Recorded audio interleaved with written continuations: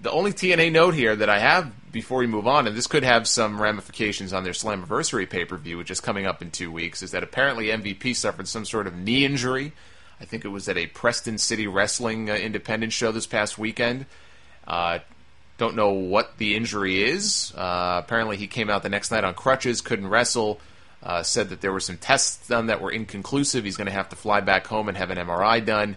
So that could be a serious blow to TNA if his knee is really messed up that badly and he can't go. He's in the main event of their pay-per-view. He's wrestling Eric Young for the championship. So that'll be a story to follow. But aside from that, just didn't have time to watch Impact. I'm not giving up on it yet. I will hopefully be back to the normal Impact report next week. Just didn't have time to do so this week. Let's move on to the mailbag here. If you have questions, you can send them to me. The Solomonster at gmail.com is the email address. Please include your name and where you are from when you write in. You could also send audio questions in MP3 format. Just record, 30 seconds or so. Record your question and email it on over as an attachment. This comes from Cliff.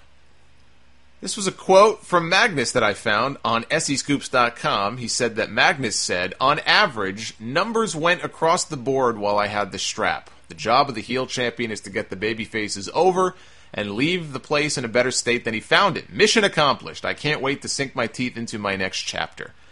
So Cliff wants to know, did Dixie spread her delusional dust on Magnus?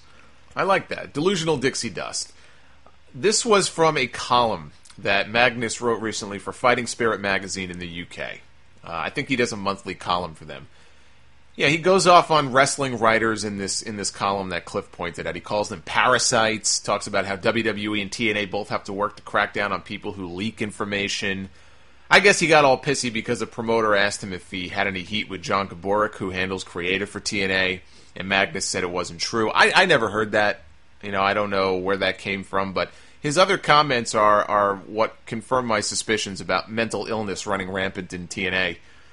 Sam Shaw's locked up in an insane asylum, an actual insane asylum on TV. Jeff Hardy's running around as his alter ego. Now poor Magnus has lost his mind. First, let's address what he says here. He says numbers went across the board when I had the strap. It sounds like there's a word missing there, Does he mean numbers went up? Numbers went across the board. What does that mean? They went across the board. If he means down into a black hole, then yes. Ratings went up a little bit those first few weeks after he won the strap, as he calls it. But TNA ratings were up slightly anyway because football season was over. And they were giving away pay-per-view matches on free TV. You had Magnus against AJ, champion against champion. Remember that whole thing? That was at the beginning of the year. We had Magnus against Sting. So obviously their ratings are going to see an uptick when you give away matches like that for free. What about all the other numbers? What about the live event attendance? What about pay-per-view numbers? You really want to take credit for that dude? It's not like it's his fault. He was booked like a pussy. You ever wonder what an actual pussy might look like with a strap around it? That was Magnus. The job of the heel champion is to get the baby faces over and leave the place in a better state than he found it. Mission accomplished. Mission accomplished. Is this guy for real? Is this a parody column? What baby faces did Magnus get over as champion? Name one. Name one baby face he helped get over as champion. Leave the place in a better state than he found it. Okay, Officer Bar Brady, whatever you say. Seriously, that's some of the best comedy I've read in a while. WWE should hire Magnus to write their comedy segments for them. Magnus should write for John Cena. Leave the place in a better state than he found it. TNA is hanging by a thread. Ratings apparently went up so much with Magnus as champion that Spike TV still hasn't signed them to a new contract. A lemonade stand gets more foot traffic than most TNA house shows. And he left them in a better place than they were in before. You can't teach stupid. It just comes naturally.